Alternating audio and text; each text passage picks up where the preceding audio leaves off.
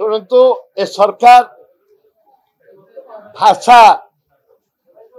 एवं स्वाभिमान जगन्नाथ संस्कृति विभिन्न कथा को आंकर जो ओडिया प्रीति भाव को लेकिन सरकार आसला पर से ओडिया भाषा प्रीति मद बंद विभिन्न जो जवाब देते ताको कार्यकारी करूना भाषा जदि आमर ओडिया भाषा जदि आमे बंचेबानी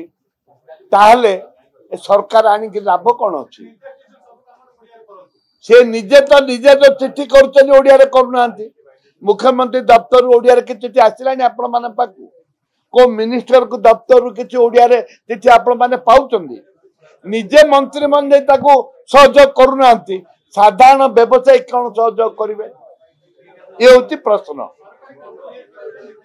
सरकारी कार्य करने मंत्री मैंने करूना मुख्यमंत्री करूना साधारण जनता कौन करेंगे बोर्ड रे कौन लिखे बोर्ड रे इंग्लिश रे तेलुगु रे लिखा हो सरकार बुझा दरकार जे सरकार बुझुना